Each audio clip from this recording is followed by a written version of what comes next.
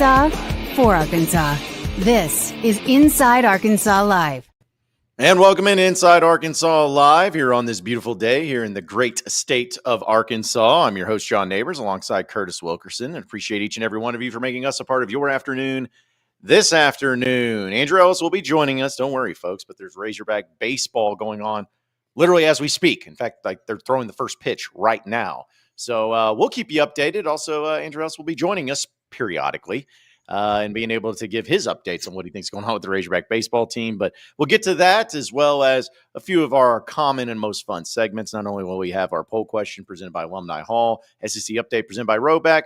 We'll do a little weekend recap action with BetSaracen, as well as the best and worst of the weekend presented by Logan Coker, one of our residential listeners and watchers. So we appreciate him. We'll have some fun with that. And, of course, get to your chats throughout the show. So if you want in the conversation, best way to do it. But Curtis, it's good to see you because here in just a few hours, me and you are going to be making the trek down to Auburn here in a second. So it'll be good to do another road trip once again.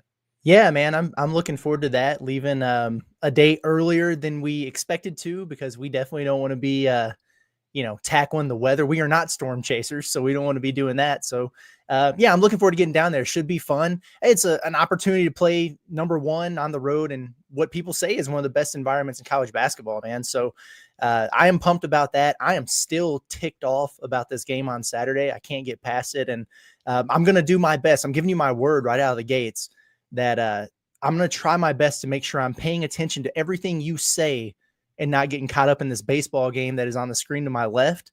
And I'm going to try to save all the baseball takes that I can for when our baseball consigliere and correspondent Andrew Ellis joins us. So a lot going on today. Consigliere. I've never heard that term. I don't know what it means, but it sounds right. It sounds great. But I'm trying not to be distracted either, even though it's been one pitch and we already got a review. Yeah. So that's we're off to a roaring start here in this one. But we will keep you updated on it and have some fun with that. And if anything changes on that, we'll be sure to give you the first one on there. But, you mentioned, of course, with basketball, you did Pot at the Palace, and we did the watch party, I guess if you want to call it, throughout the Texas A&M game. And then we did a little post-game action. I know you did the report card and talking about it. But one thing that I think a lot of people took away, not only from the game itself, which I know we covered, but just from Cal's comments about this team being fragile or fragile, whatever the word, however you pronounce it. I mean, everyone's going to have their own fragile, from A Christmas Story. It's definitely my favorite one. But for those of you who may not have seen it, Cal was in his press conference, and we'll play this clip. It's a little lengthy, but not too bad. But just talking about his team and kind of voicing his frustrations in a very animated manner after the game against Texas A&M. Normally, you say you are what your record says you are. But in this league, the way this is, you just got to get it going at the right time. And I thought we did. And they're really good too. This team is really good. Guess what? We had a chance at both of them, but we didn't. And for us to bust through, we're going to have to beat somebody. We can say what we want. Like, I wanted to make sure they weren't happy we're going to be okay. No. If we won that game, say it, we're in the tournament. If we won that game, we're in the tournament. So it's not okay to say we'll be all right. Now you're going to have to go get somebody else. I didn't want to put that on them because I got some guys a little bit fragile. So I'm having to hold them accountable, but keep picking them up. And they're a little fragile. But when you're losing some games or you're not playing well, that happens. And I still love coaching these guys. Okay, enough of that. Oh, wait. But I got to hold them accountable. You pick them up. The out of bounds play for the 3.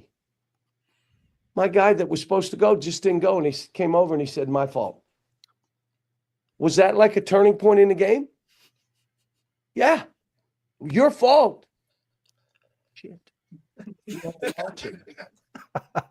I mean, but again, I don't want to take away from A&M. 2 seed, playing good. We're fighting everybody we're playing since the beginning where we were struggling a little bit. So there you have it. Cal with a lot of stuff going on there, a lot of things to be said. But just we'll start with the fragile, however you want to say it. I mean, is that the vibe you get from this team, Curtis? Not only just in this game, but on the season. Have you felt like this has been a fragile team, or at least having fragile individuals on the team? I don't know how much of that I get. I mean, they might just be not quite as good as some of these teams that they're losing to. I guess to a degree, and what he's talking about is confidence, and it's weird, and it's something else that he mentioned maybe a little bit early in the press conference, where he's like, "Why do I have guys not playing with confidence? Why do I have guys who are second guessing and thinking too much? Like, I can't bench you. There's nobody to turn to. Like, you should be playing with freedom. So if that's not it, what's the deal?"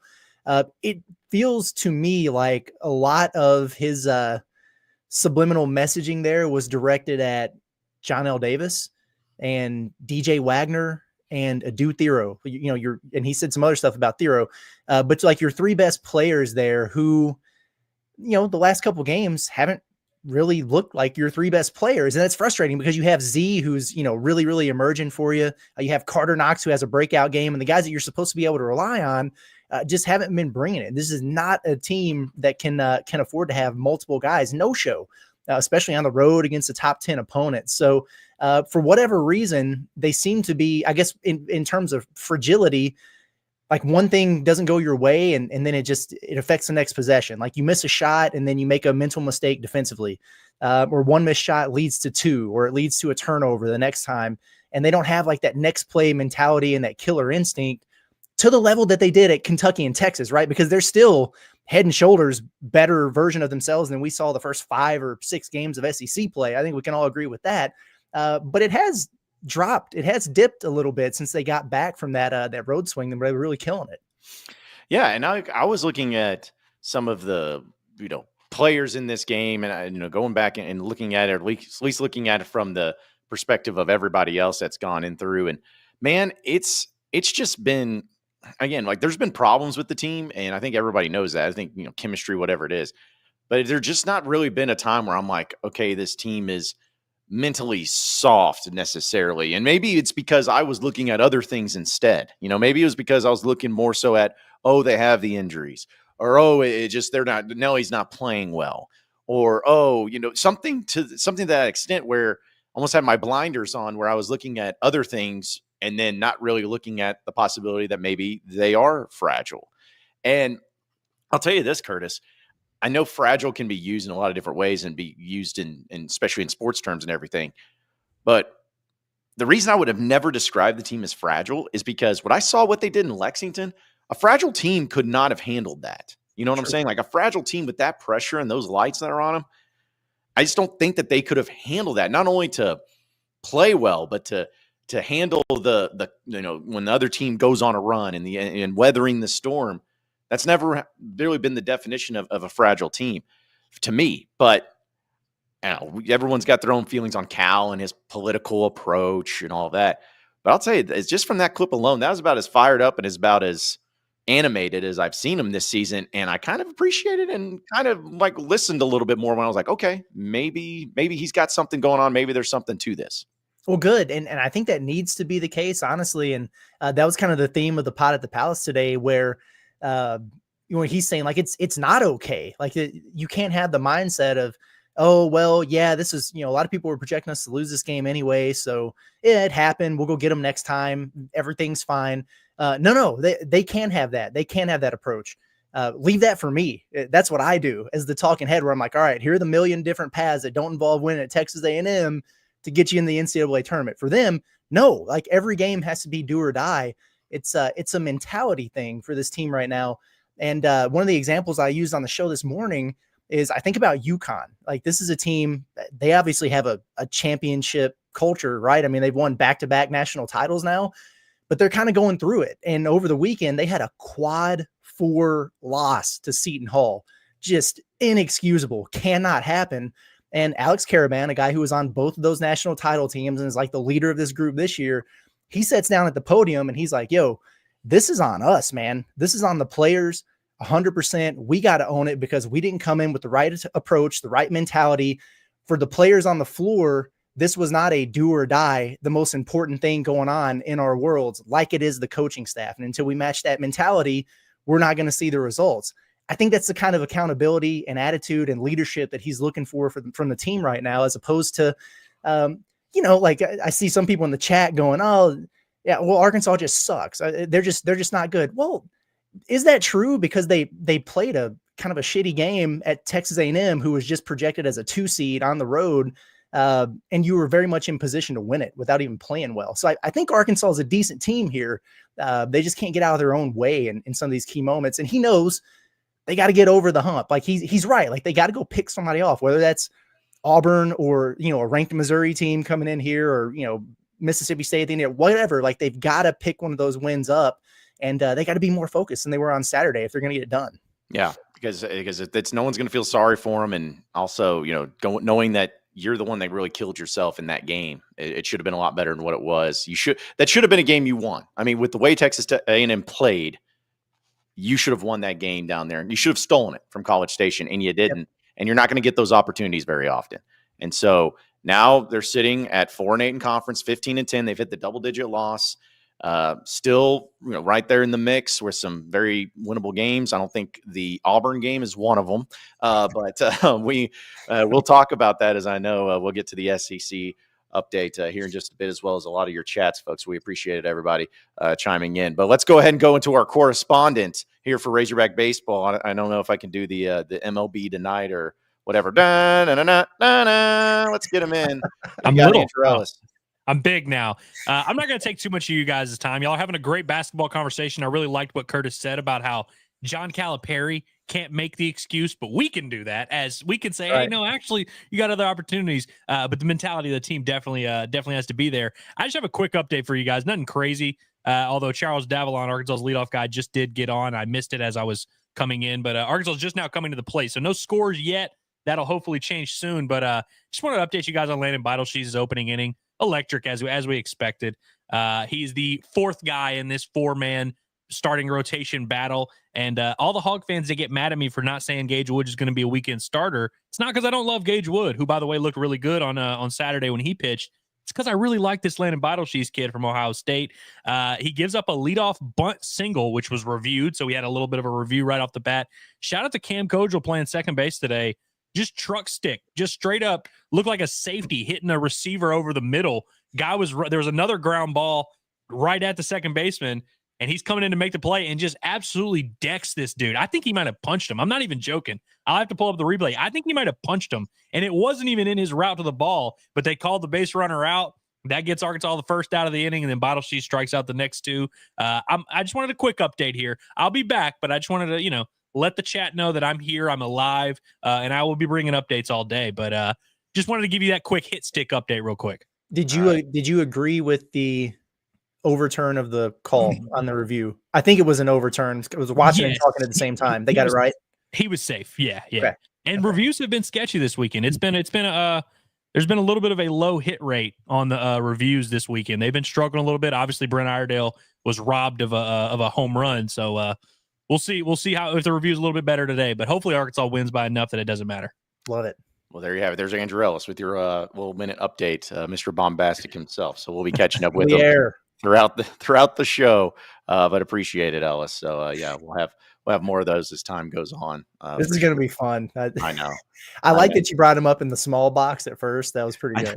Which I forgot. Yeah, I was like, yeah, the small box is actually in there. I got to take the small box out. But yeah, I mean, Arkansas's threatening, right? I mean, they got 2 on. Looked like a little swinging bunt action there from who was that? Who's hitting second today? Was it Aloy? I couldn't see who it was, but well, I guess nobody out regardless. Yeah, it's Aloy. Aloy's hitting. Yeah, second. He did get on. So yeah, we'll action here again. We'll keep you updated on. It's 37 degrees outside apparently, and the crowd is interesting. But I mean, listen, it's a Monday at noon when it's freezing cold and it's about to have a torrential snowstorm coming in. So yeah, I don't blame anybody for not deciding to take their day off, even though it's President's Day.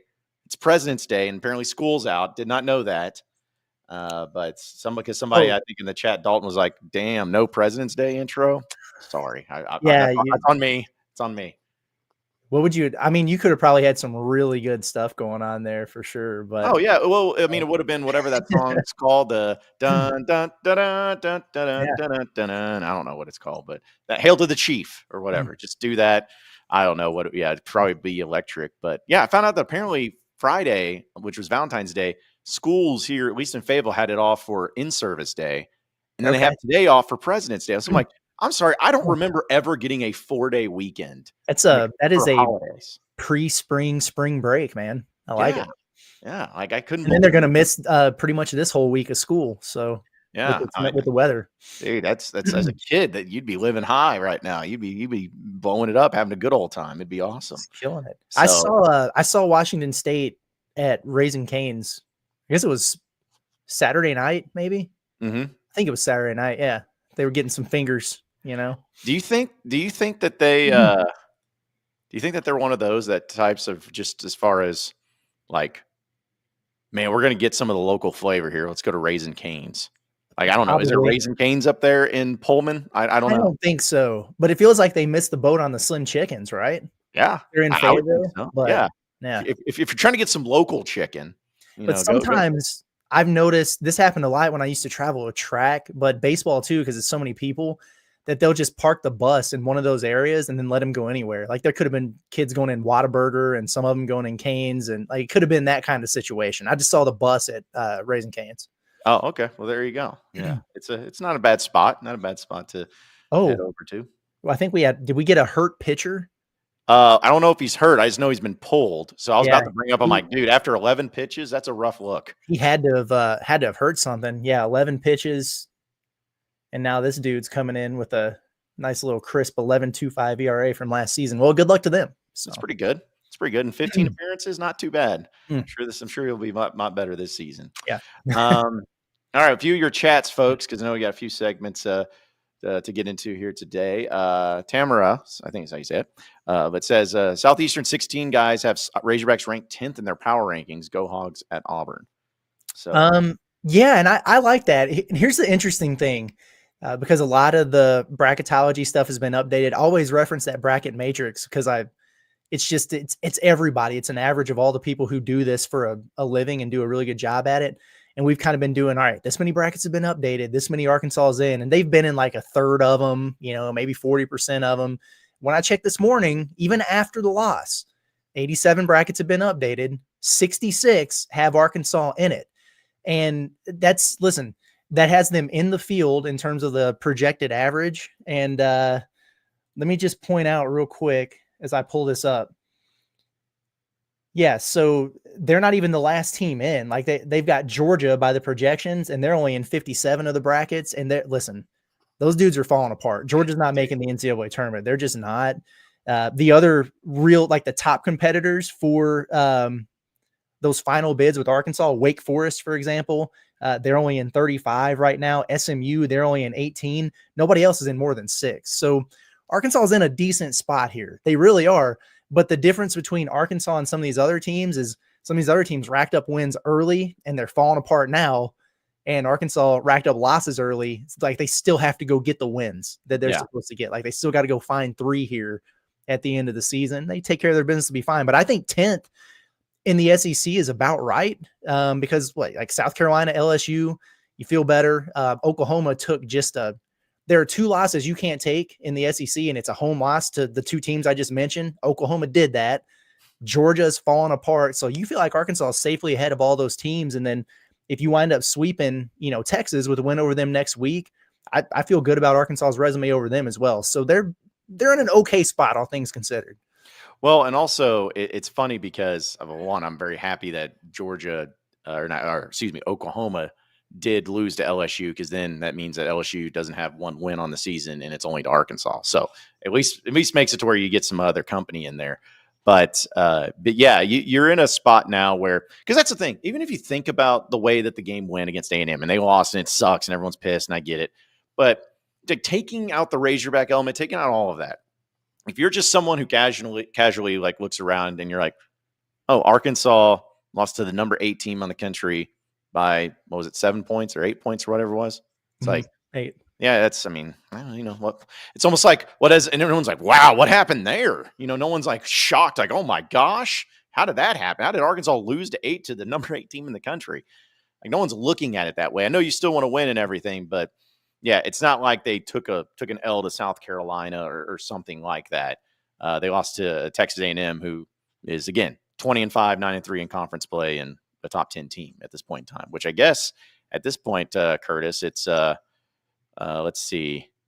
Where did it go? I just retweeted it. I thought I retweeted the top 25 that came out, the new AP top 25 that had Florida at number 2.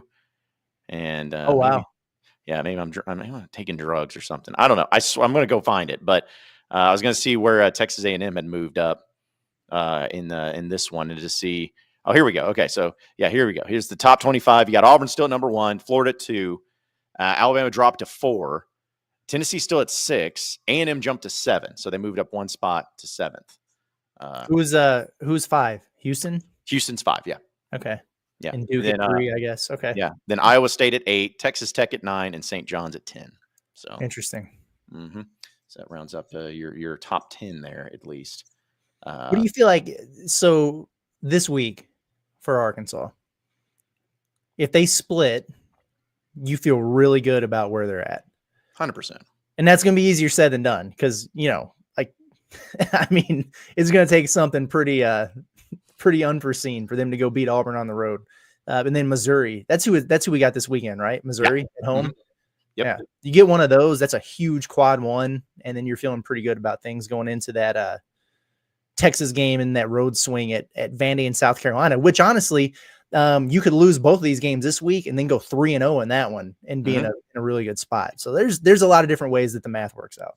Well, I'm going to be honest. I'll be that guy where if they went on the road and beat Auburn, but then lost to Missouri at home, I'd be pissed. I'd be very frustrated by that. Because then listen, you, of course you'll be happy because you just beat a team that seems unbeatable in Auburn, and you did it in their place and coming off of you'll 100% love it. But it's just, we'll continue to go with the narrative of like, this team sucks at home. Like, they cannot play well at home. They can go and beat a team like Auburn on the road, but then they return to a Missouri team Missouri's good. They're 21st in the country right now. But it just be such a downer to lose to them, especially to Missouri of all teams. Very frustrating. But if you just give me one win this week and I'll be happy. I'll be tickled as can be. Just one win. That's all I'm asking. Oh yeah. Bases loaded, beers on heads. So you jinxed to Curtis as soon as you did it. That's strikeout swinging. So tough look there. It's all nothings here in the after one inning. By the way, for those of you, seems like they made the right decision to get their pitcher out of there. So they did. Yeah. It's doing something for them at least. Our sweet AR gal says, "Bring your luck to Auburn." I don't know. We do our best. Yeah, Ellis isn't coming with us, so we don't know because when me and Curtis went to Baylor, it wasn't great. But my last 2 road trips have been the Michigan game and the Kentucky game. So I want to throw that out there. Okay, all right, those are pretty successful, I'd say. Yeah. So biggest wins of the year. I mean, yeah, without question. So and if Arkansas won this game against Auburn, I think that would replace it as the biggest win of the year. I'm just throwing it out there. That would be. I mean, Auburn's really good. I don't know how much of that Alabama game you watch. I know Arkansas baseball was kind of going on during some of that, but my goodness, man, to go into Alabama in that kind of environment in a rivalry game, the 1 versus 2, and they never trailed the entire game. That's nuts. They have 14 quad 1 wins. Nobody else in the country has more than 8. That's insane. Just absolutely insane. Yeah, I know. And we'll definitely dive into that for SEC update because there's a lot of interesting things going on with games over the weekend. A few more of your chats before we move on to our next segment. Blaine says, Cal's ongoing comments, usually more subtle than A&M presser, about the mentality of this team make me worried. Hog fan moving forward. Yes, they played hard, but there's more to mentality than to effort. I agree with that 100%. Because a lot of people were doing a thing where it's like, oh, they don't want to be there, and I think when people were saying that, I didn't see like an effort issue. To your point, Blaine, like I agree. I thought they played hard. But can we really look at it and say the mental focus was there? I mean, when they're, passing it off of Thero's crotch and he's looking at the bench in the middle of live action and just some of the silly turnovers and the defensive lapses, it's just they didn't look very locked in for No. that early. And I say they didn't look locked in for the early tip, but they got off to such a great start.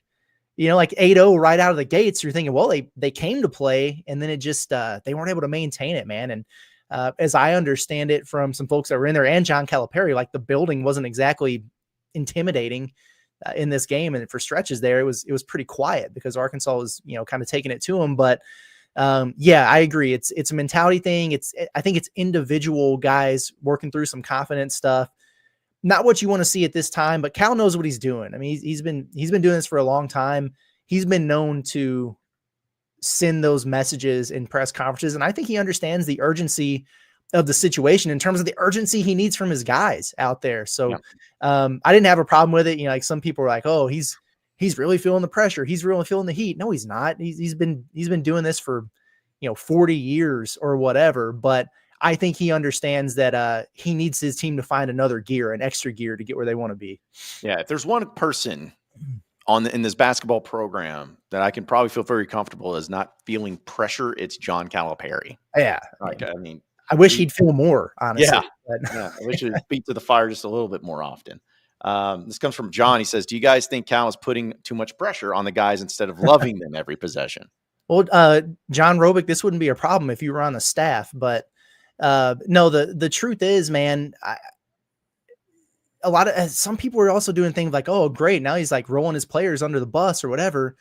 Yeah, but I think Cal is one of the coaches that can get away with doing stuff like that because he always has his players' backs. Like he's always, their best interest at heart thing. And so I think the relationship is there for him to be able to do that. And who is he really sending the direct messages to? We all know he was talking about Billy with the thing where he was like, like everybody's watching. We know it was your fault, which was awesome. But the thing about Thero maybe taking a back seat or whatever, I really think he's going to bench a dude Thero. Of course he's not. That's a guy who's played for him for 3 years now, where he's saying, we need your A game, man. You've been our best player all year. And right now you're not playing like it. How about a little wake up call, dude? And I think that's a guy he can do it with publicly. He's not an idiot. So I think it's all strategic stuff for him. Well, not only that, but like to your point about with Thero, for instance, it's like, that's how I took it as Cal, and the way he lashed out and responded was more about like, he knows someone like Thero can play so much better and they're not. And that's what pisses him off. It's not about, just, being you or doing whatever. It's you. I know what you're capable of. We've seen it. And you weren't even close to that guy. And so it's just a matter of being not mad, just disappointed. I think it's what the vibes that Cal gave. Yeah. And I just want to bring this up real quick. Yeah. He was asked during that press conference about like A&M, like what has made them as good as they are this year, which I would argue that they are the worst team I've ever seen. Like the way that they play is so frustrating, but man, they get it done. And the one thing that he said over and over and over was like retention. Like you look at these guys, and so many of them have been here for 3-4 years, whatever. We keep hearing these little things from Cal that suggest he gets it in terms of how he should probably consider building his rosters moving forward. I'm just so anxious to see if he does it. You know what I mean? Like how many of these guys is he actually able to get back, for next year to have building blocks around? Or is it going to be what, BBN's been telling us all along? Like, oh, like you think Carter Knox is coming back? No. Like if he's even on one draft board, he's going to encourage him to go or whatever. If he winds up getting 3 or 4 of these guys back and then building around with the freshmen and supplementing with the transfers, I do think that's the way you do it nowadays. Yeah. Now, whether he's caught on to that or not, I don't know. I know a lot of Kentucky fans are skeptical. We've had him for less than a year, so we may be a little bit more open-minded. Yeah. Well, and not only that too, it's just, it's funny to see the reactions that people have and how, they're like looking at what Arkansas has going for them. And I still, again, think they're going to be fine. But when you talk about coming back next year, I just hope Trevin Brazile comes back simply for the fact of getting people irate and just be like, are you kidding me? This guy again? Even though he's like totally fine, as we know, there's no slander of Trevin Brazile on this program, but it just, you talk about players being around for a lot longer than I ever would have dreamed in a million years would be around.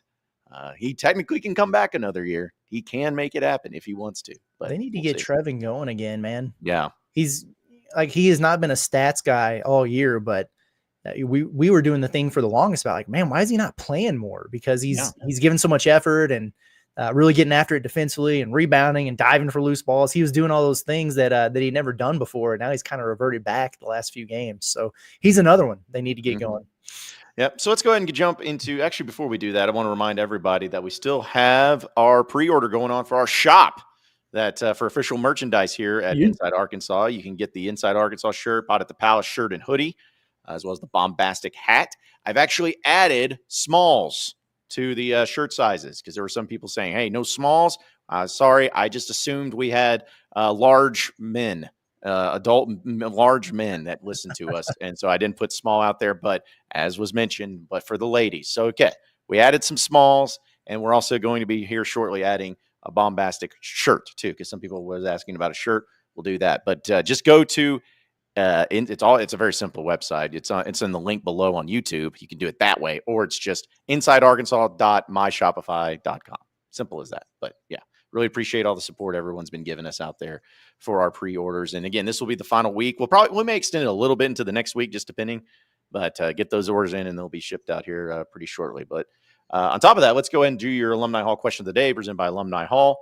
It's the ultimate Razorback shopping experience. A lot of you stopped by there to get some of that warm gear that you need for Baum Walker Stadium in the cold weather. And you're probably going to need some of that stuff when the warm weather comes around. So for Razorback baseball, they got the jerseys, they got the baseball hats fully in stock. They have plenty of things for all the men, women, and kids out there. They have decor. That's one of our favorite places to go, and we look forward to going back. March 7th, by the way, we'll be live there once again before the Mississippi State game that Friday. So go check them out. You can also shop them online at insidearkansas.com/alumni hall. So the question of the day, I was just throwing it out there. I wanted to get a pulse for the fan base there, Curtis, of with Razorback baseball going on right now and basketball where it's at. Just right now, straight up where it sits currently. If you could only have one, Arkansas making the Sweet 16 this year or Arkansas making the College World Series this year, which one would you take straight up? And this is just an appearance, by the way. I wasn't saying, win it all or anything. I'm just saying you lose in the Sweet 16 or you lose in the College World Series. That's what I'm referring to. Which one would you take? Okay. I'm going to guess that the poll reflects College World Series. I'm going to answer Sweet 16. And here's why. If Dave Van Horn gets back to Omaha and they get popped again out of the gates, are people really going to be satisfied, or are they going to be doing he can't get over the hump, can't do it? It just seems like, even though they haven't been there in a couple of years, it strikes me as the expectations are pretty high. We can say like, I just want them to get out of their own regional. I just want them to get back to Omaha. You say that, but when they get there, if they don't win it, all that chirping is going to start again. After where Arkansas basketball started this season, for them to make a Sweet 16, I would consider that a major success. Like overachieving based on what we saw. And even coming into the year with this team, at least us, like we weren't saying, it's Final Four or bust for this basketball team. No, we were saying, hey, get to the tournament, win a game. And I think you said Sweet 16. Right? It's like it would be meeting or surpassing our preseason expectations, surpassing everybody's expectations. It would require like probably an upset or two for them to do that in the tournament. I think that would be overachieving. Whereas for baseball, it would be like meeting, or to some, maybe like coming even below expectations for what they're looking for. So that's where I'm at. Well, see, I polled the question because I was thinking that everyone would be on the opposite end, which you're right. According to the very much accurate polling that we have, 75% said they'd take a College World Series. However, I'm with you, though. I would rather take the Sweet 16. And this is not a shot at anybody or saying that I like one or the other. But there's just, considering where it's at, like if Arkansas does not make where it's at for baseball, because we're talking about in the moment too, folks. Like we're not talking about preseason and everything. We're talking about right now, right here in the moment. For, as you mentioned, for Arkansas to make the Sweet 16 in basketball would be an incredible thing, no matter what, because they're a bubble team right now. That would mean they'd have to get in at a certain point, maybe just barely, and they would get to a point to where, we were told by so many Kentucky fans that Cal can't get there, and he was able to pull it all together and make it work. Like, to me, that would be such an incredible accomplishment, where on the other end with baseball, if you don't make the World Series, everyone's pissed. Like, that's it. That's the minimum expectation. So as crazy as it is, and people are going to get pissy about it, especially if you're all about the baseball, which I get is, hey, listen, if that's the way you feel about College World Series, that's fine. But for me personally, sign me up for a Sweet 16 right now over a College World Series. Just saying. Yeah, I think that's where I'm at. But listen, full transparency, everybody knows this. I'm also a basketball guy. So if I can ever find a way to justify choosing basketball for something, I will. Yeah. Well, but I really do believe that, man. Yeah. Well, and then on my end, everyone knows I hate baseball, apparently. So, if I hate baseball, I hate Razorback baseball. I hate try to make it all happen. But speaking of baseball, Frank Thomas Jr. just got thrown out at second trying to steal for Arkansas. So we're moving on to the third, no score. The other thing I want to say about this before we move on. Yeah. So Dave, let's say he gets to the College World Series and they don't win it, or they don't make the final or whatever. People would, like, you can't call that a non-successful season, obviously, but like he wouldn't be able to escape his allegations still, right? Right. Cal going to the Sweet 16, he would escape his allegations from everybody who said, dude, he's never going to win again in March. Like, you're never going to get out of the first weekend. If he did that in year one, that would go a long way towards, telling people, at least for the future, like, oh, actually, there might be an even higher ceiling than a lot of folks told you there would be when you made this hire. So that's another reason why I'd be on board for it, because nobody could really tell us anything at that point. I don't think.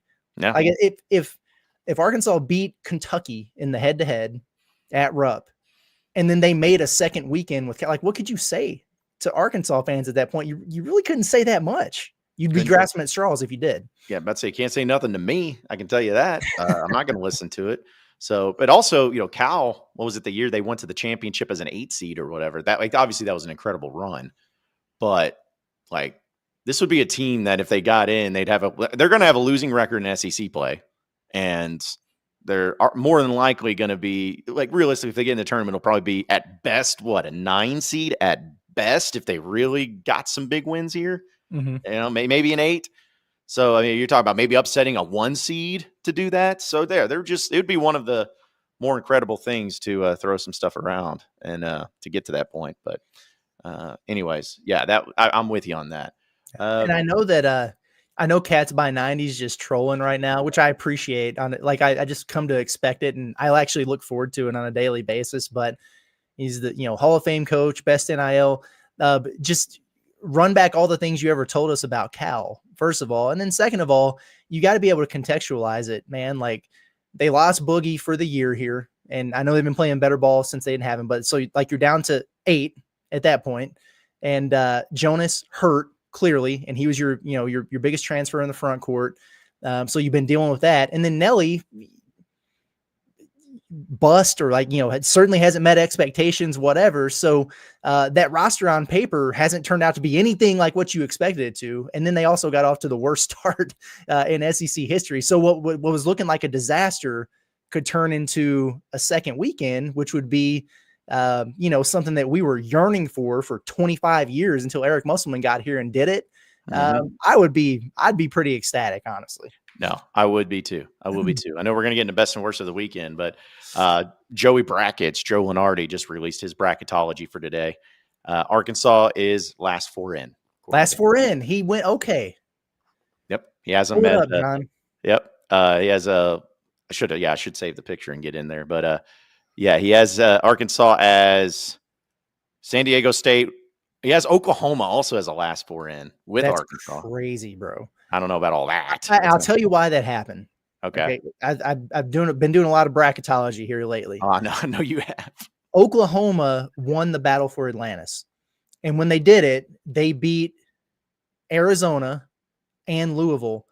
And both of those wins have aged incredibly well, because both of those teams are going through it at the beginning of the year. Louisville, Arizona, not good in November. Now they're great. And so those wins that really didn't look like much in the beginning have now become quad ones. That is holding up their resume significantly, but they're going to keep losing. Oklahoma's not making the NCAA tournament. I'm telling you right now, there's no way. Yeah. I don't see any way, shape, or form that actually happens. Here you go. Here's the setup for it right here. It's the latest. As you can see, Arkansas right there at the last 4 in. Wake Forest, Oklahoma, San Diego State. He's got Georgia's first 4 out, another SEC team. Indiana's moving its way up. Wouldn't that be funny? Them making the tournament. But also the last 4 buys, he has Vanderbilt in that mix with Texas. So, you're got a few interesting ones in there. So I want to do something real quick. What's up? If you don't mind, if you'll humor me for just a second. Yeah. So you're looking at the last 4 in there, Mm-hmm. Arkansas and Wake Forest, right? And we've talked about earlier about Arkansas and and Wake Forest being one of the teams around them on the bubble and everything. Right. Okay, look at this. Blind resume here. Spoiler alert. Arkansas is team A and Wake Forest is team B. And like I understand that Wake Forest has the advantage in a couple metrics, like the wins above bubble, the strength of record, the strength of schedule, which we can't see because of the banner right now. Arkansas is significantly higher, and so that impacts that. But in terms of overall, I just don't know how anyone could look at the resumes of these two teams and think that Team B should get in over Team A. And Lenardi's not even saying that. He's not. And Arkansas is in way more brackets than Wake Forest is. But I've seen a handful that have had Arkansas out and like Wake Forest in or solidly in. And I'm sorry, I'm just not buying it. I'm just not. So I put that together this morning and I was going to use it later.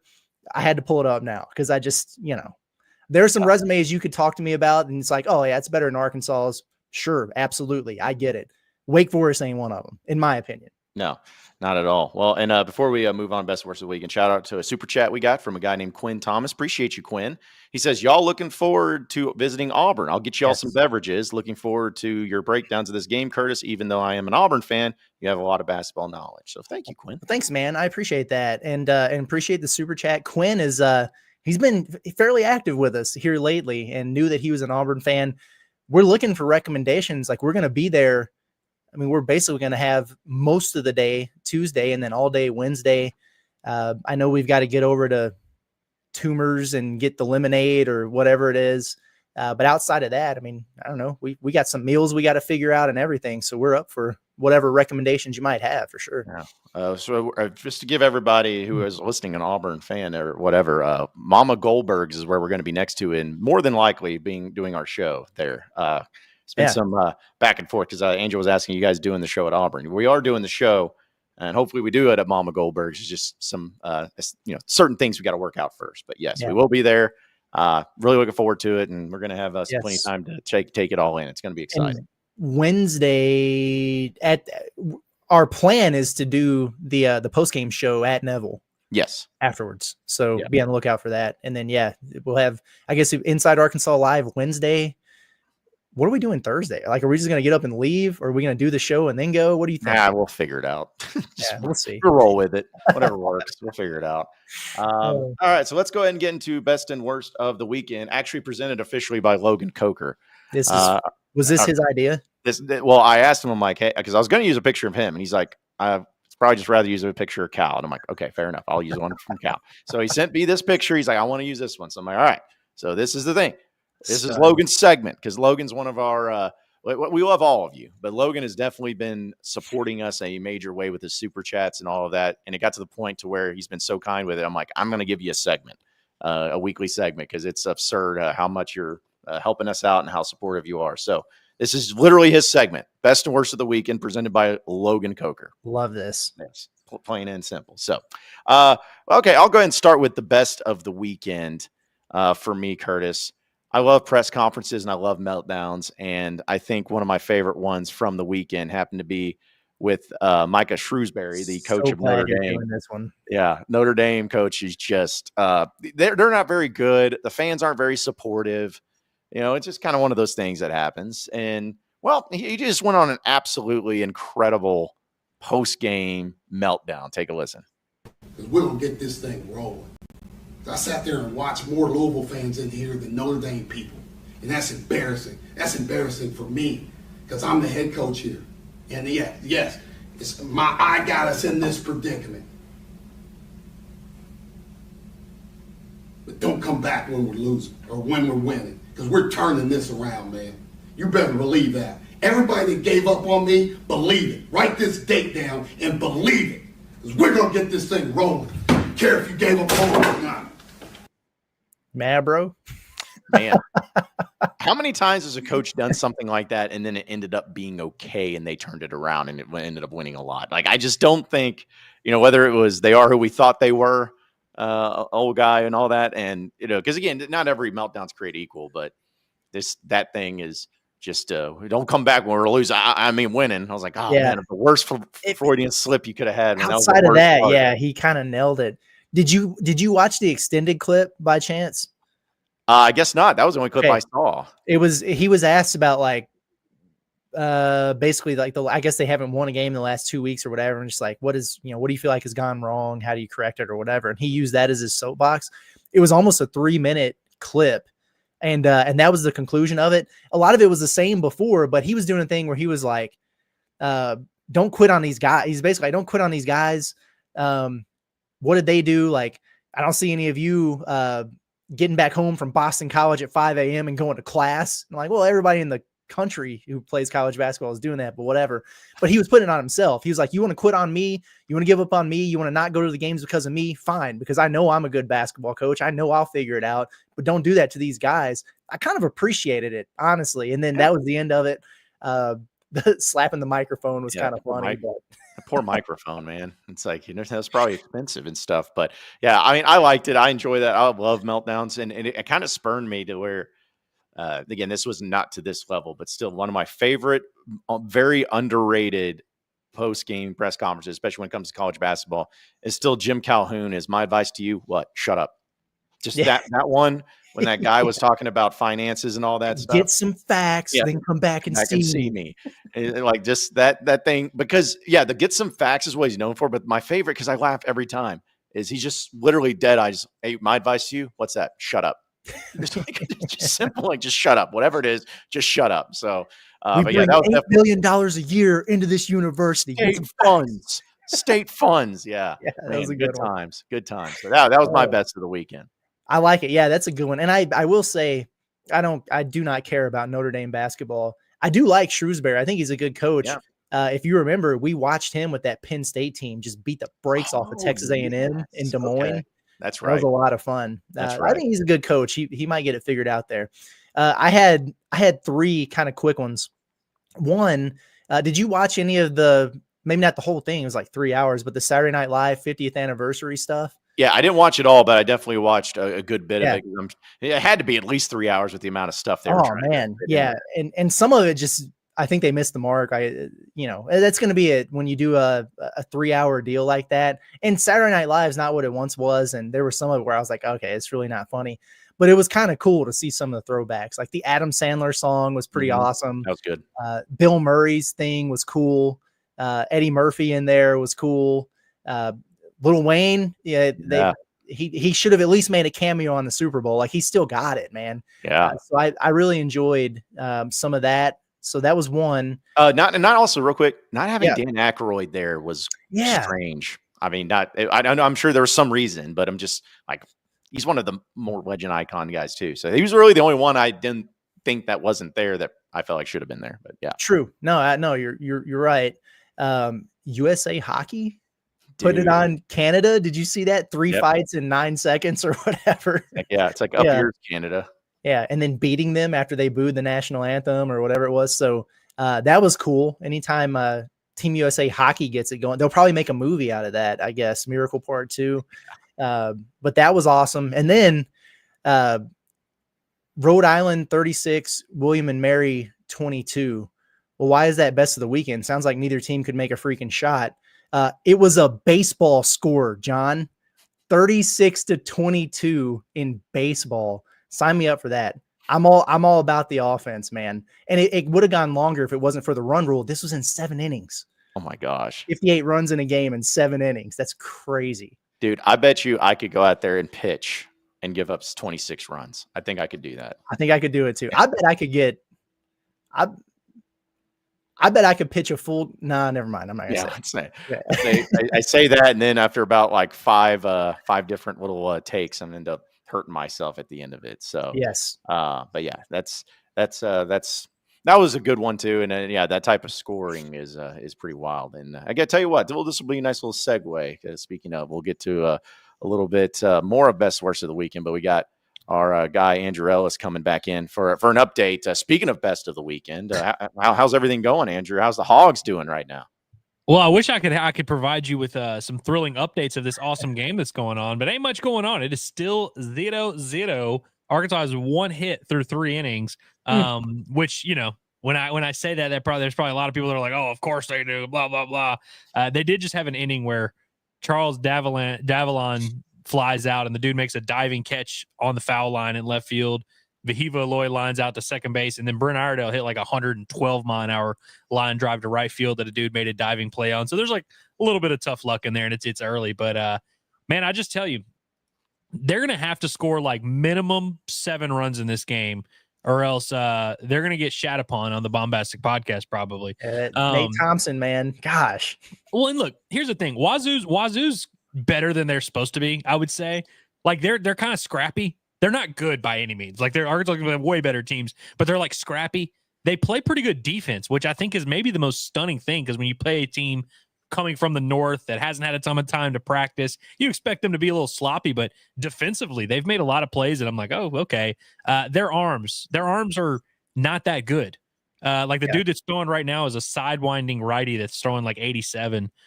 Just absolutely dicing folks up. So the pitcher wasn't hurt. The lefty, they just took him out after. He didn't look hurt, and it was mid at bat, and the trainer didn't come out. It was like, and they had a guy warming up and ready. I think he was supposed to be used as kind of an opener anyway. I gotcha. At least that's what it seemed like. But yeah, he had great JUCO numbers, and then it's funny because like Arkansas's lineup, which sucks today, by the way. Like, just I'll rant about that another day, but like it's just a bad lineup. I mean, they're starting the D2 kid in right field today. I just don't really understand. But it was more of a left-handed starter lineup, and he only faced 2 hitters. You'll figure. It is what it is. The only like actual report I have, one, is that Landon Beidelshees is awesome. He's throwing the ball really well. Like a 60 pitch complete game here. This is crazy. I mean, hell, it's been awesome. They like to bunt a lot. They've bunted into 2 of their 2 hits are both bunt singles, but they've also given him a couple quick outs with some bunts. But the only real report I have is the Rocco Pepe at first base thing. It might not work. Like, it just might not work. He hasn't made anything like crazy, although the opening play where it was a bunt single, if he were like 2 inches taller, it would have been an out, because the ball had to get to him. He's a small guy. That I'm not really too upset about. But there was like another one where it was like a ball hit to the right side, and Kojo ends up making the play, and Pepe like barely got back in time to first, because he just kind of didn't have a feel for, if it's to my right, I go to the bag. If it's to my left, I field it or whatever. So there's a little bit of that.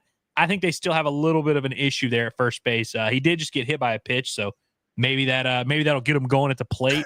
I ultimately think his offense, even though he's like 1 for 9 to start the year, I think his offense is going to be too valuable to keep out of the lineup. But between him and Diggs and all these other guys, they have a little bit of a logjam here, and I don't think they've gotten any clarity on that this weekend. Interesting. Yeah, very interesting. Yeah, we'll say Beidelshees, and I mean this in a complimentary way. He just looks gross. Like that gross pitcher, like kind of like Mason Molina last year. As soon as I saw him, I thought that earlier. Yeah.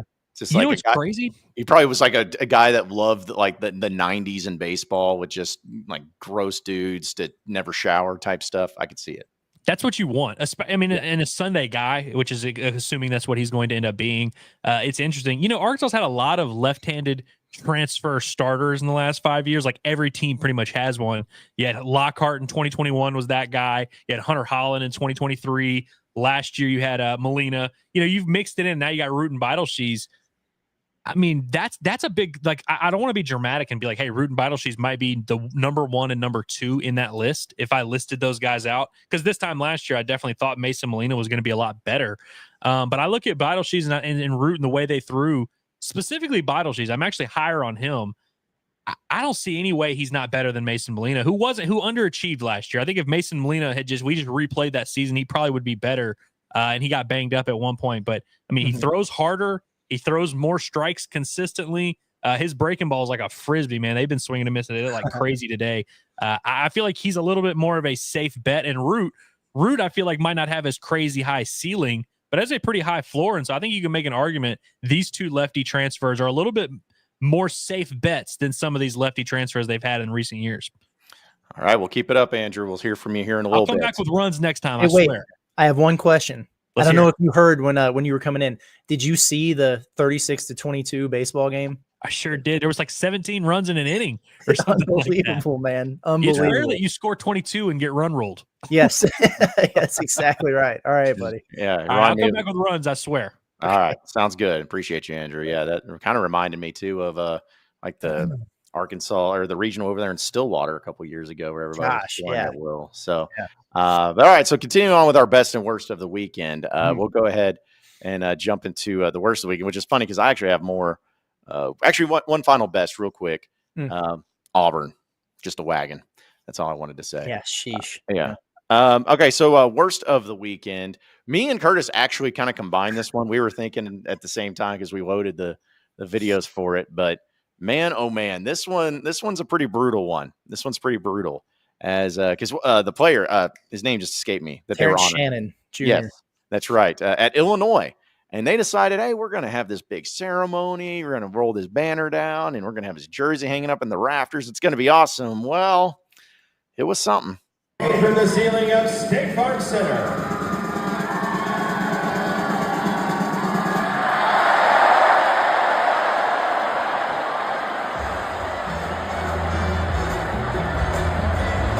Oh, man. I mean, dude. Just upside down on the man like that. That's just. Listen, I don't know who was involved in all of this. And I know that everyone makes mistakes. But this goes to one of those things that there is zero excuse for this happening, because if you're going to have a ceremony like this, you're going to have rundowns. And also it's like, when you're unraveling the banner, there's a certain way you do it, and you even have to test it to make sure that it's going to roll out correctly and all of that. So for no one to just, think about that, and that to happen is an extreme embarrassment for Terrence Shannon. Like this, it's an embarrassment. That's an absolute embarrassment. I feel luckily he, kind of laughed off or whatever, but what a joke. And whoever was in charge of that needs to be fired, because that's just something that does not need to happen when you're the one time we're going to honor this guy in this way. And that's what happens. Just awful. Yeah, that's tough scenes there, man. And yeah, he took it in stride. But honestly, like if you're Terrence Shannon, no disrespect, but that's what you get when you lose to Arkansas in the NCAA tournament twice with different teams. So, it's just the way it is. If your jersey's going to hang in the rafters and you got embraced by the hog twice, it's going to be upside down, man. I don't know what to tell you. Yeah, because it was Illinois, obviously. Who was the other team he was with? Texas Tech. That's right. Texas Tech. Yeah, I keep forgetting Arkansas will face off against all of the other players that, at some point in time in the NCAA tournament. Also, just randomly, too, Mac McClung won the dunk contest in the NBA All-Star weekend. But every time I see him, I just think about how Devo just chopped him up there on that final possession, freshman Devo Davis. So I do think about that. And it's a perfect segue, because my other worst of the weekend was just the NBA All-Star weekend in general. It's just not – I mean, like, I applaud them for trying different things or whatever, but it's just not entertaining anymore. Like I don't have the answer, so who am I to criticize? But I used to really look forward to it, and I don't now. And they did like the 4-team thing this year, and I saw a graphic that this dude put out where it was like almost 3 hours worth of content, and it was only 42 minutes of total basketball. Oh my God, that was played. And then they were having like, musical things and the Mr. Beast thing. It was all over the place, man. Like, yes, yeah. Logan is right. The hockey stuff this weekend, just significantly more entertaining than basketball. And frankly, that shouldn't be the case. But here we are. It shouldn't be. And it's frustrating. Like, I didn't watch much of it, but yeah, it's bad. And it just feels like all-star games in general, like NFL all-star game has gone through it. Like, it's not the same, the Pro Bowl. Major League Baseball still has its, but basketball has just been bad, and it's been going down. It gets worse and worse every year, I feel like. It gets worse and worse every single year. By the way, we have no more of a scoreless game here in Arkansas, Washington State, as Baby Aloy just hits a solo piss missile out to left field and breaks the tie up, and now it's 1-0. So he has 2 home runs on the year for the solo shot for Kahio Eloy. And doing the thing. He's staking his claim for that DH spot. Yeah. The DH and batting 5th, I think, today. Let's see. He is indeed. He is batting 5th. Okay. For Arkansas, and he's DHing. So I listen. However it happens, but hitting 2 home runs in a weekend is usually a good sign that you might be all right at the DH spot. So but yeah, that was what's up. I was gonna say I have one more best of the weekend. Oh yeah, and people might get mad about this, and like taxpayer money and fuel costs or whatever. I don't like Trump. I don't care. Air Force One doing a flyover at the Daytona 500. That's pretty cool, man. I mean, that's pretty cool for sure. If Joe Biden would have done that, I would have been like, that's pretty cool. So I like that. Yeah. Anyway. It's the plane. It's the actions. Who cares about the people? It's the actions of it. Yeah. It's a pretty awesome thing. Also another worst of the weekend real quick. Do you remember the deal with Richie Incognito? Yes. In the NFL? Yep. Where Jonathan Martin was one of his teammates and was talked about him being bullied and all these horrible things that he said that Richie Incognito did. Well, that was years ago. Just now, Jonathan Martin now comes out and admits that he made it all up and it was a lie. Richie Incognito did not do that. He said, this is according to the Miami Herald, and it said that he lied about being bullied by his teammate in Bullygate, which led to a 144-page report in the independent investigation, that lives were ruined, seasons were spoiled, all of that stuff. He says that because he says, I never believed for a second I was being bullied, is what he said by quote, and all of that. And he's trying to get his life back together. But anyways, Richie Incognito is a guy that you could tell he's just like a jerk kind of vibe and everything. Like you can like him or whatever. But that was a story, and that's why it's always so important to make sure that the facts come out and stuff like that. Because that literally could ruin people's lives. And that was a major story. I mean, I remember it was being talked about like crazy and being covered. And the fact that it was all a lie and, 15 years after the fact is when it finally comes out. It's stupid and it's sad, but also, sorry, I don't know. I was a little on the fence of it when it all came out, but then seeing that, it's frustrating to see stuff like that. Yeah, that's an unfortunate deal there. It sucks that it took so long for the truth or whatever to come out, but I don't know. Yeah. And Incognito, and he was, when I followed the NFL, he was on my team for a minute. And so he was a rough around the edges fella. So it wasn't even that surprising when all the allegations and everything came out, but still, man, like I'm sure he did plenty of stuff that, probably piss people off and rub folks the wrong way or whatever. Like, I don't know that you really need to make a lot up there. So yeah, no, I don't think so either. I think it's what made it so like easy to believe is because it's like, yeah, look at that guy. It wasn't like someone was accusing Peyton Manning of bullying or something like that. It's like, yeah, it could probably fit. It probably is on brand for all of that too. So, all right, so let's go ahead and do a little weekend recap presented by our friends over at BetSaracen. Download the BetSaracen app. You can download it on your iPhone or on your Android. You can also check them out online at BetSaracen.com and get to winning big here in the state of Arkansas when it comes to sports betting with the best specials around. It is BetSaracen. A few things that we mentioned, Mac McClung winning the dunk contest in the NBA. That's what I was going to bring up is just how bad it is and how, like, I don't know, cliche it is. And then you had, what was it? Draymond Green coming out and getting pissed because they have the Rising Stars game, but they also put them on the same like stage as the All-Stars and to try to drive ratings. I don't know. It just seems like it's one of those things that, again, I don't know what the resolution is, but it seems like they're just trying way too hard to do way too much. I'm like, just, it used to be 3-point competition, dunk contest, and game. Like that's usually what all it was. And now it's like, oh, we got the celebrity all-star game. And then you throw in the Rising Stars and all this nonsense. I'm like, man, listen, y'all aren't that big of a deal. Like to have an entire like 4-day weekend of 18 different events. It's not that big of a deal, but but Mac McClung won the dunk contest for those. Yeah. Good. He's just the best to ever do it, man, apparently. And then the other thing that irritates me about it is some of these dudes who accept the All-Star bid, go get there and then say they're not going to play because they're sore or something. Like then you can't give the spot to somebody else who can.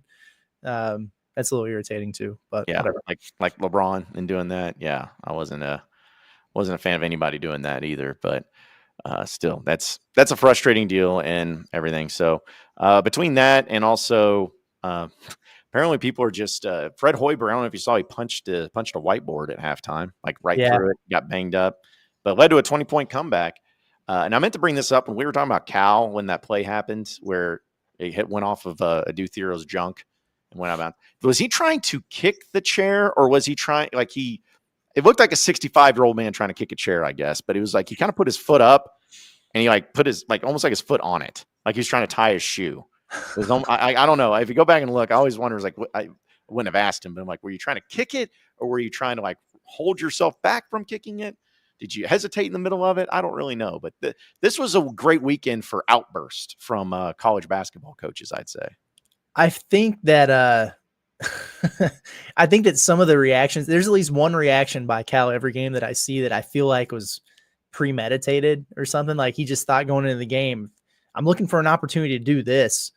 I guess it was 2 games ago, the LSU game. I think Nelly Davis it was just randomly kind of inconsequential, but he hit a mid-range jumper just through the flow of the game. And Cal just gave the most exaggerated, fist pump. And I'm like, bro, why are you doing that? And I felt the same way with maybe like he was trying to stomp on the chair or something. I don't know. It was interesting. Yeah. Again, it's like one of those things where it's like, oh, okay, if he was a little younger, or maybe he just kind of went back in time a little bit. I don't know. There's just so many questions I had. But also, did you happen to see the kid from Wofford that shoots his free throws granny style? I wish I could play the video, but no. Yeah, I did not see that. Yeah, he plays for Wofford. He's a big old fella. He's number 14. I'll have to send it to you. Is Kyler Felich, something like that. Big guy. Yeah, he literally shoots granny style free throws, and they went in. So remember, that was the whole thing about for him. There was somebody else did that fairly recently. I can't remember who it was, but dang. Oh, well. Somebody used to shoot one-handed free throws, right? Yeah. I don't remember who it was. Not somebody that doesn't have an arm. I know that. I'm saying there was somebody who chose to shoot with one hand. So yeah, I don't know. Just stuff like that where I'm always like, okay, so there is someone like that does exist still. And what made you decide to shoot free throws granny style? Right. Like crazy. So Arkansas is finally pushing some runs across on these bums. Yep, saw that. So it's a 2-0 game. Who's the one that who got driven in on that one? Guess was it Koziel? So yeah, he's the one that drew single to third and can't field it at first, son. Come on now, easy one hopper. Yeah, you got to make that play, man. You got to make that play. Sheesh, that's rough. That's rough. But I mean, they should put up 6 runs in this inning, honestly. But should and have both coaches just call it and move on. Get ready for Arlington. Yeah. So because as a reminder, folks, me and Curtis are leaving today for Auburn. We'll be doing the show live from Auburn tomorrow. And also Andrew is going to be down there in Arlington for the Kubota, Amagi, whatever, college baseball. He's going to be down there for that event that's in Arlington at Globe Life that Arkansas is playing in because there's 18 different things. So, but just the one they had there over the course of the past weekend was electric. And apparently the ball was really flying out of there, which it usually doesn't. Mm-hmm. So maybe it'll be some dingers.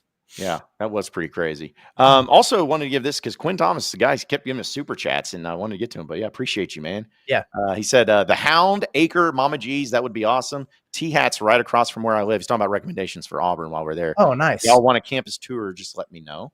I heard of the Hound. And then Mama G's. Yeah. That's where you said we're staying, right? Pretty close. Yeah. Right next to it. Literally right next to it. So, but yeah, we'll have time. So we'll have to check it all out. Also, how long does the toilet paper stay on the trees after you think the Toomer's Corner is still TP'd or did they do it after Bama? Yeah.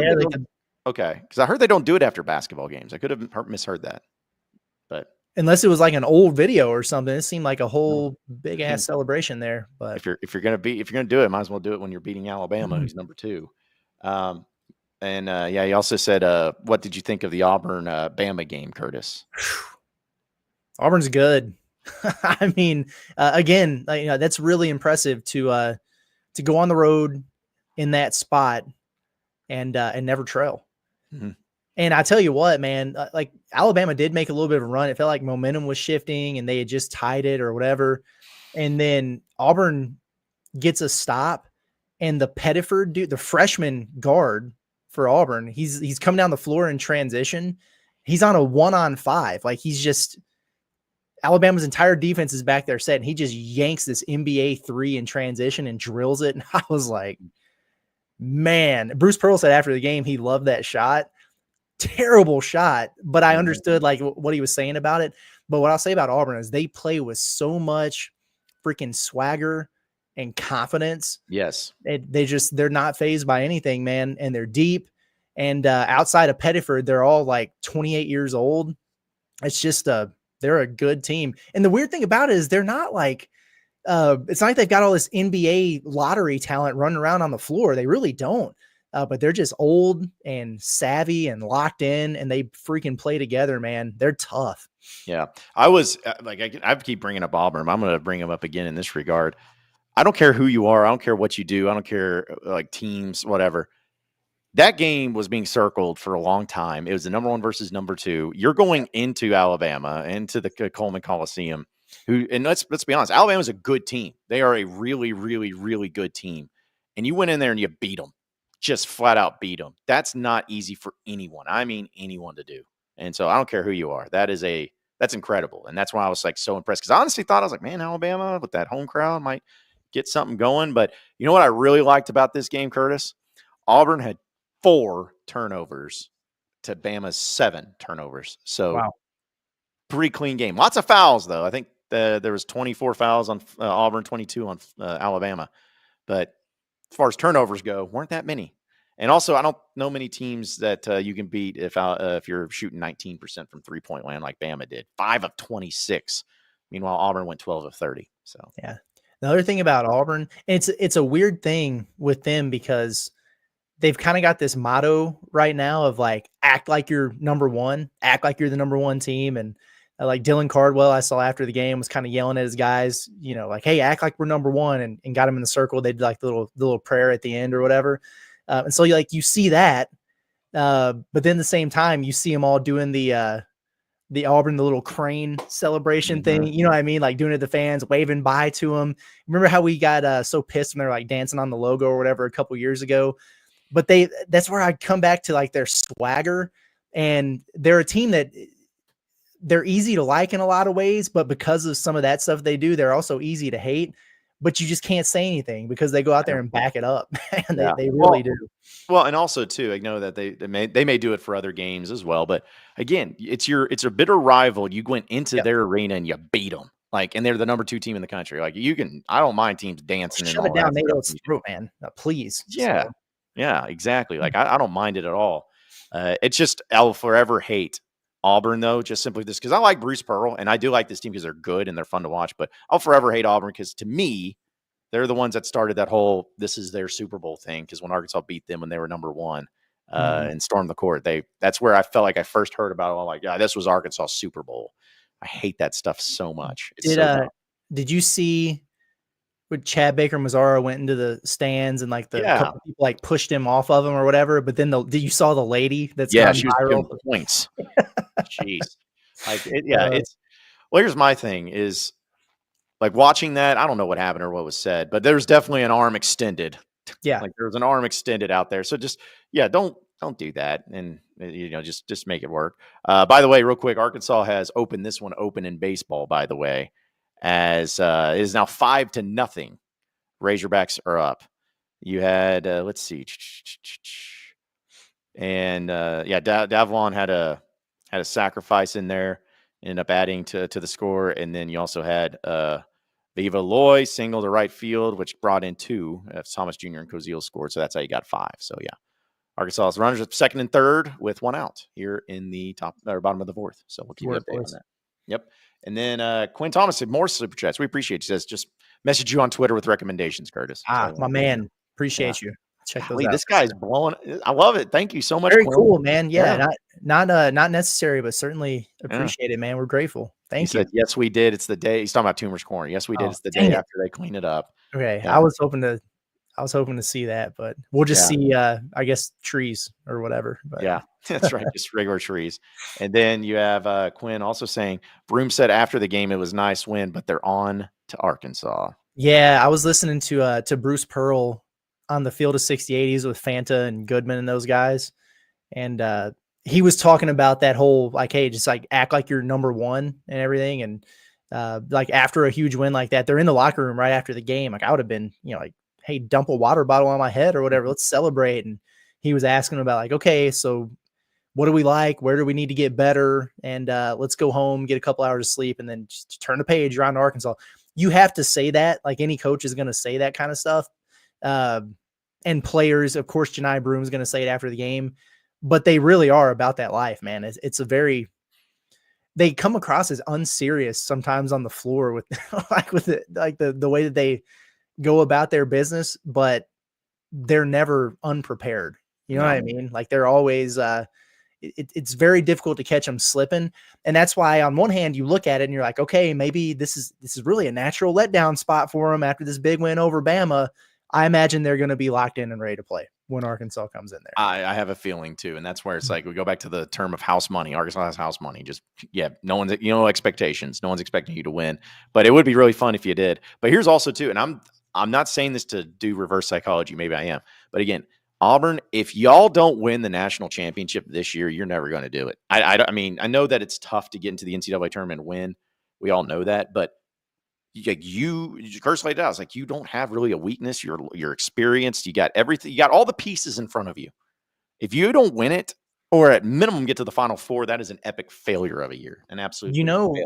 You know what's happened in a lot of these games that have been really competitive with them, or the couple that they've lost, they four men. If there's a four who can have a big game on you, they're vulnerable for it. So looking at you again, Thero, I mean, he could be a guy that could have a big game against them and that could keep Arkansas in it. But that would be nice if that actually happened. I don't know if it will, but it would be nice. Shout out also to our guy Angel for the super chases. Is it weird? Or no, sorry, JP Sullivan, not Angel. Angel, you're still cool. JP Sullivan said with the super chat, he says, "Is it weird? I'm more confident in us going in there and knocking them off than if they were coming to the Bud." No, what a weird season. No, you're not weird for that. Yeah, I mean, not this year for whatever reason. That's just the case, and I really do hope that. I feel like Arkansas fans are struggling with how to feel about this basketball team because of, like the expectations that come with Cal. It's all things we talked about, like the expectations that come with Cal. And, there's a lot of NIL investment with this roster and everything. And so from that standpoint, it's kind of disappointing that they are where they are. And I feel like a lot of people have kind of thrown in the towel, or, some even, it feels like they're kind of rooting for them not to succeed. And there's always like a small segment of folks who do that, and they're very loud when it happens. But man, given where they were and where they are now, it feels to me like you should be really fired up for this game and an opportunity. It's like you've kind of fought your way back into this. You're fighting for your postseason lives, and you've got a team in Auburn who's historically great right now. They're number one. You get to kind of go on the road with your backs against the wall and take a shot at them. I wish more people were like, hell yeah, like, let's go. Like, come on, Thero. Like, what's up, man? Nelly, let's go. But a lot of people are just like, they're gonna get their ass kicked, getting not watching, don't care. And I'm just like, I don't know, man. Why are we? I'm not taking that. I'm not taking that approach. I refuse to take that approach. My approach is still going. Yeah, it's like, hey, who knows? Maybe some crazy crap happens. I don't think you're going to win, and if you lose, like say if you lose by 20 or even 15, like is anyone going to be like, just terrible, like Arkansas is trash? It's like, well, people say that anyways, but it's like, no, this is an Auburn team that is taking on a lot of people and ends up dominating in a lot of different fashions. So. But yeah, we appreciate it, JP. And also, once again, Quinn, man, we appreciate you, man, on all the super chats. Thank you so much. He says, I agree, John, on paper, we are a historic team. We need to get far in March. And that's the thing is, like, I try to look at it in my perspective. Like if the roles were reversed and Arkansas was having the season that Auburn was having, we'd be sitting here talking every single day about national championship. Like no questions about it. We would 100%, Curtis, have our trip to San Antonio booked, like even if it's non-refundable, we would throw it all in for that entire week leading up to that.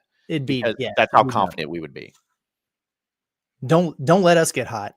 Yeah. Don't let us get overconfident, because we will get overconfident and we will do dumb stuff that will surely come back to bite us. But it's also good to see that the Razorbacks did get some runs, and that's why Andrew Ellis once again is joining us. He promised runs, he delivered runs. So Ellis, what's going on?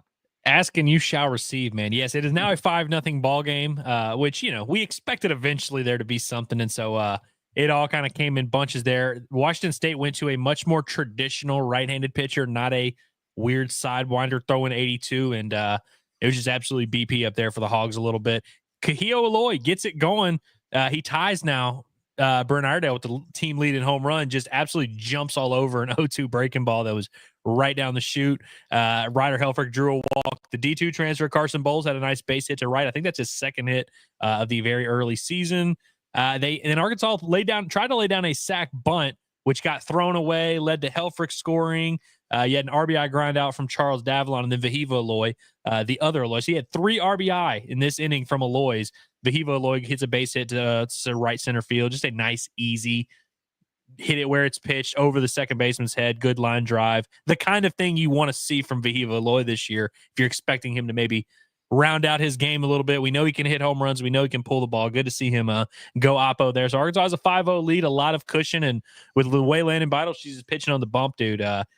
They probably really only needed one, but they have a nice little cushion. Hopefully they will take care of business. Will we get a run rule? I would certainly feel a lot better if Arkansas was able to come back and run rule this game. I'd be all right with that. Although he did just give up a leadoff double. Oh wow, what a bomb! That's his. That's the first. That's the first actual hit he's given up. Yeah. Mm-hmm. Gosh, only 49 pitches too here. So he's cooking. It's a lot of strikes, and it's really been just like low effort. He started one of the innings with a 3-ball count, and then immediately came back and threw 3 strikes and got the guy out. So outside of that, he's pretty much been flawless, man. It's been fun to watch. And when you're pitching with a lead, just go out there and do it. Oh yeah, I know you're probably going to talk about this every day between now and Arlington, but what the hell are they going to do with this rotation? Who's going to get the Sunday nod? I felt that it was Beidle. She's going into the weekend. We'll see. Maybe he'll give up 12 runs here, and I'll feel differently. But I still kind of think that's the direction they're going. They threw, in all the scrimmages leading up to the season, they would throw Gackle against the non-starters, Root against the non-starters, and Beidle against the non-starters. They had him and Gage Wood throw against each other last weekend, and Gage Wood gave up 7 runs. Beidle didn't give up a run in 5 innings. I'm not saying it's that simple, but I just haven't seen anything yet that would lead me to believe they're not going that direction. Gage Wood did throw very well on Saturday. I mean, he's given a great account of himself throughout this entire thing. Hell, throughout the offseason, there's been multiple times you can make an argument he's been pitching the best. So I don't want people to take this, if they go Beidle as the third starter, as a Gage Wood didn't earn the spot, or Gage Wood isn't good enough, or that he hasn't been pitching his ass off. I actually think you can make an argument Wood's role is going to end up being more valuable, him pitching potentially twice a weekend, throwing in high leverage situations. But I think Beidle, who again he threw 90 innings last season. He's got a lot of that experience as a starter. Him and Root both go deep into ball games. I think it just kind of makes sense. And I think Gage Wood's mentality matches what you want there at the end of the ball game. I guess no shit out today, boys. Washington State is on the board, sadly. So no, wow, he's completely fallen apart as I'm sitting here making the case. He's now, let's see, his line right now is at 4 2/3, 4 hits, 1 run, and 6 Ks, and just got an RBI bunt ground out. So I mean, these guys are continuing to do the stuff that everyone wants Arkansas to do, and I'm sure that'll get them back into the game.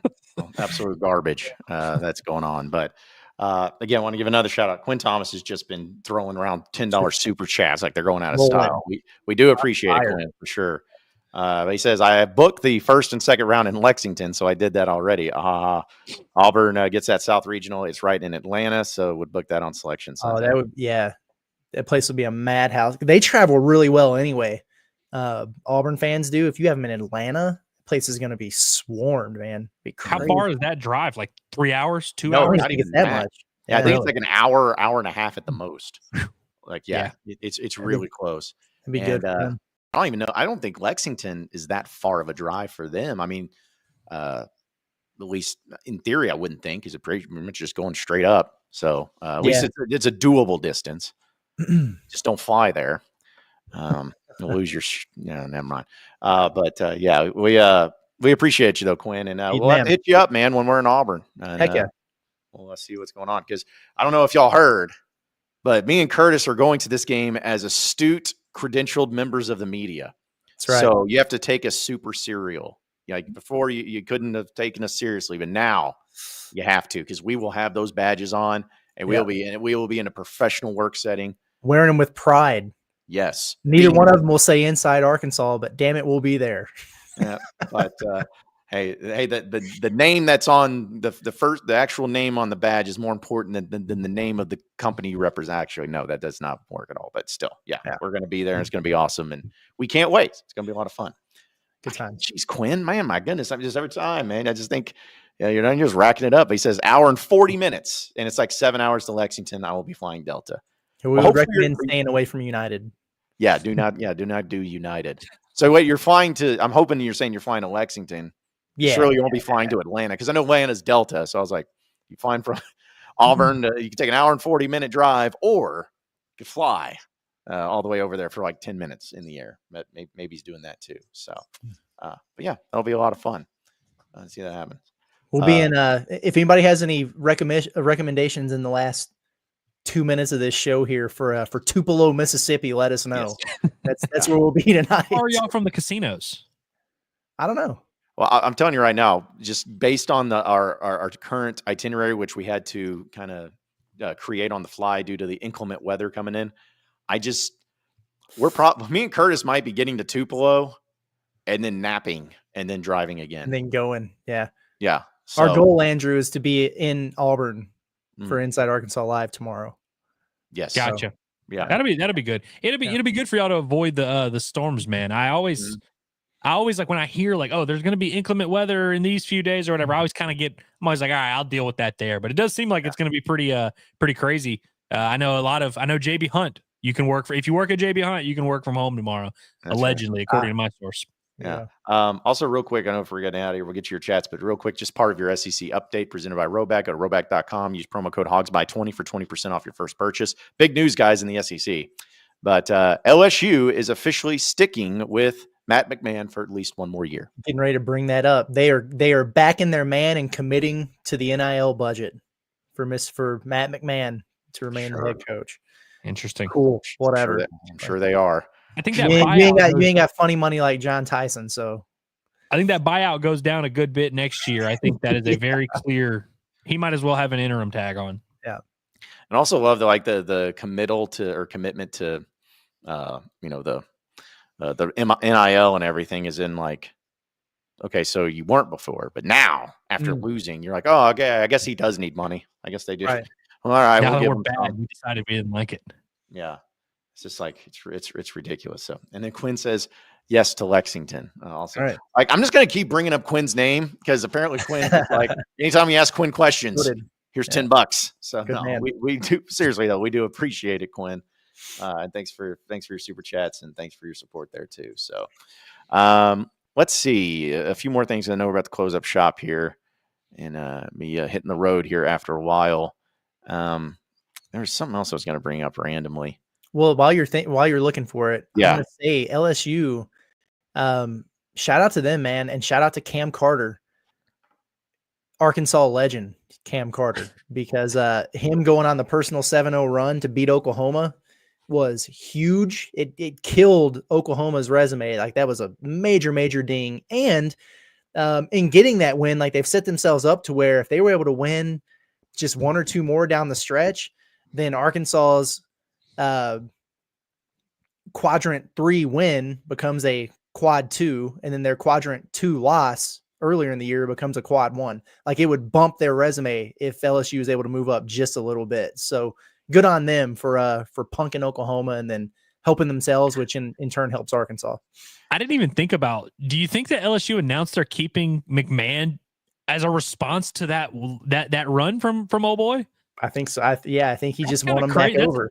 That seems like a little early, right? Because they could literally lose out. Legitimately, they play South Carolina this week. I really need South Carolina to win that game, though.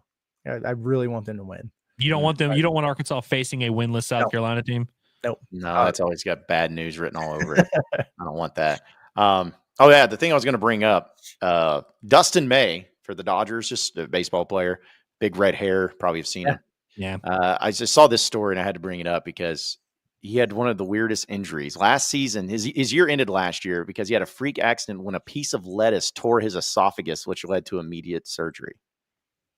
I remember this. Piece of lettuce. I forgot about that.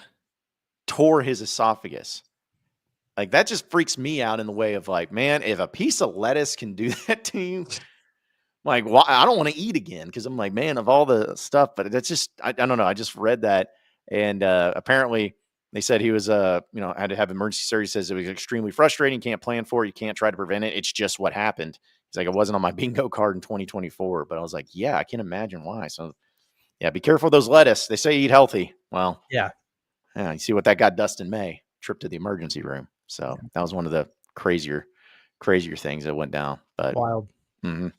Let's see if we have any final chats that we needed to bring up or anything. Oh yeah, just a few of them before we get out of here for the day. Yeah, I guess okay. Just John, sweet Arkansas gal, or Jane. Apparently, I need to just call her that. All right, so John, Jane Doe and John Doe. That's in the chat. Actually, no, you're not Jane Doe, but it's in there. And then Michelle says the names are not John Strong Shoot. Okay, Michelle, thank you. Like you can go back to moderating. We don't need the commentary from the peanut gallery on everything. We'll put the moderator in timeout. Yeah, seriously.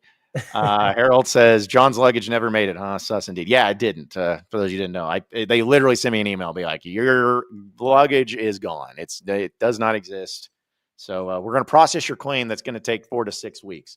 I'm like, so if you already knew you lost it, what takes 4 to 6 weeks to process that? Like, what do you need to do? That's a good point, because like they can't verify anything that you're submitting a claim for. Yeah, and I've submitted all the receipts. Like it's not anything I just said that I have actual physical receipts I sent to them.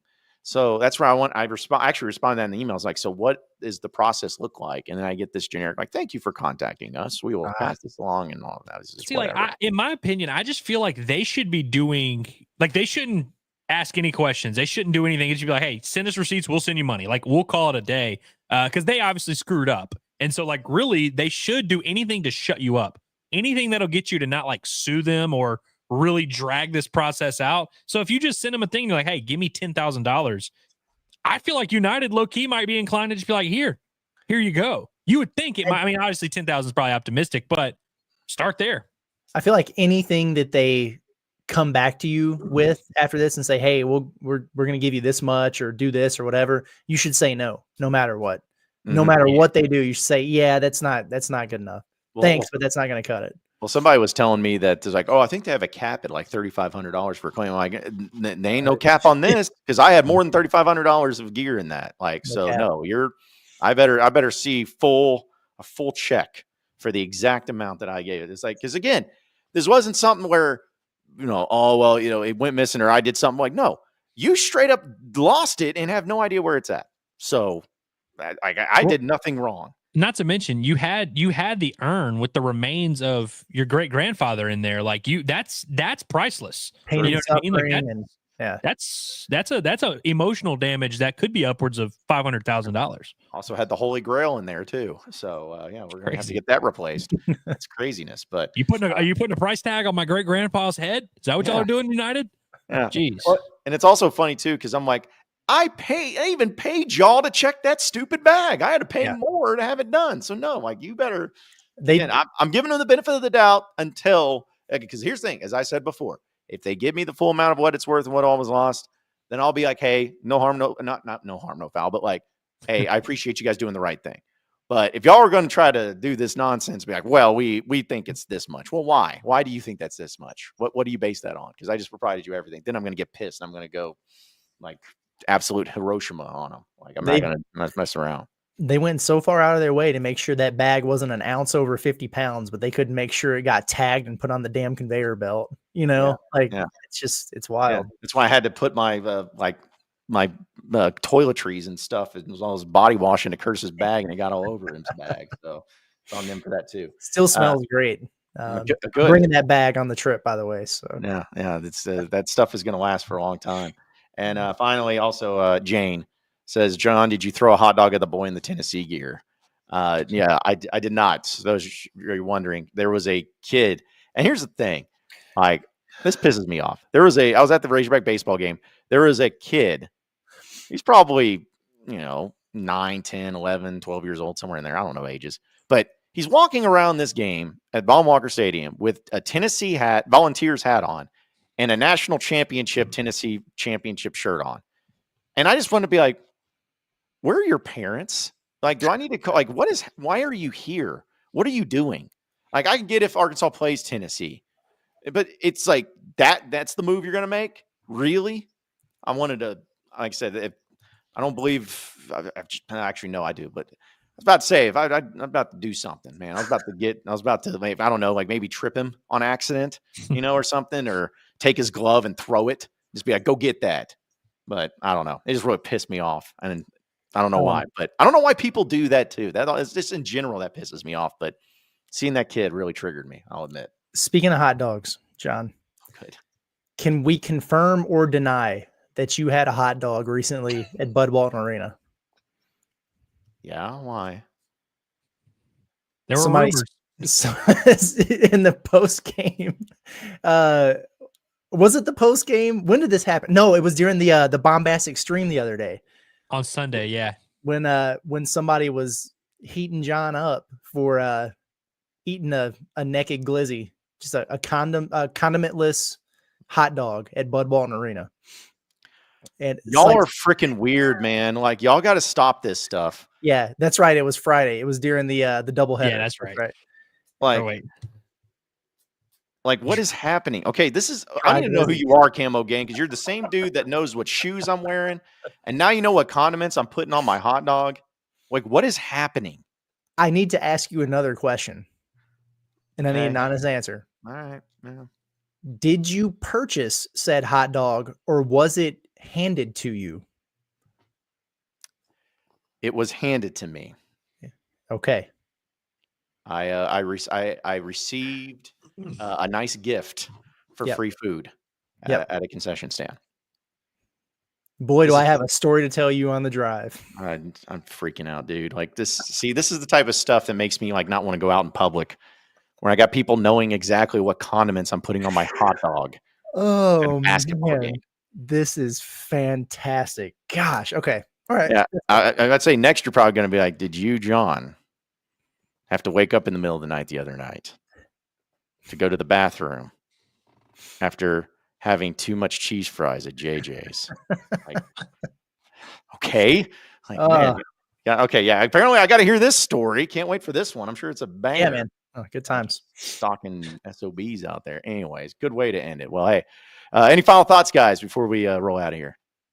Washington State has inserted a right-handed pitcher from the Netherlands. Read his name, Curtis. Read his name. I want you to try and read that name. Ingmar Hutchinson. No. As good as I can do. Yeah. I got to see his name. I'm looking at the. And he was kind of good wherever he was at. Yeah. They keep showing numbers without clarifying where they're from. Where I'm like, wow, this guy had a 177. And they'll be like, oh, that was at high school. Like, what? It's like, why are you citing just numbers from wherever? They never do that typically. Exactly. Netherlands baseball is where it's from, I guess. That's my final thought. T's and P's as we travel to Auburn, and then for Andrew in a few days when he goes to Arlington. Mm-hmm. That's all I got. Oh yeah. Safe travels. Let's hope our travel plans go better this week. Yeah. Yeah. Well, again, travel plans were great for Lexington until the end. Like everything was great. But let's hope that. But here's the thing: if it ends up with an Razorback victory over Auburn on the road, I'll lose my luggage again. If that's what it takes, that's what it takes. I will lose this next round of luggage, even though we're not flying. But I'll do that for everybody. I don't know, John. Despite what Coach Cal says, we can beat someone else. Like we don't. This isn't a must win. You don't have to lose your luggage again just for it. Yeah, but it would be pretty fun to be down there and to experience that, especially. So. But either way, but yeah, that's it for us, folks. I really appreciate all of you hopping in with us. Be sure to subscribe to us here at Inside Arkansas, and as well as download our podcast, whether it's Inside Arkansas Live, Pod at the Palace, Bombastic Podcast, wherever podcasts are found. Going to be a huge week for all of us as we're going to be traveling. So also bear with us because sometimes when we just go into, we don't really know what's going to end up happening and what it's going to look like, but we're going to get it done. So just bear with us on a lot of that stuff too, but appreciate each and every one of you. Be sure to check out all of our merch, of course, at insidearkansas.myshopify.com. You can also check out our website, insidearkansas.com, for all the latest, greatest up-to-date information on all things Hogs, and we'll keep it going from there. So for Curtis Wilkerson, as well as Andrew Ellis, I am John Neighbors. Same sports show, same sports channel. Tomorrow at noon. We'll see you folks then live from Auburn. Have a great rest of your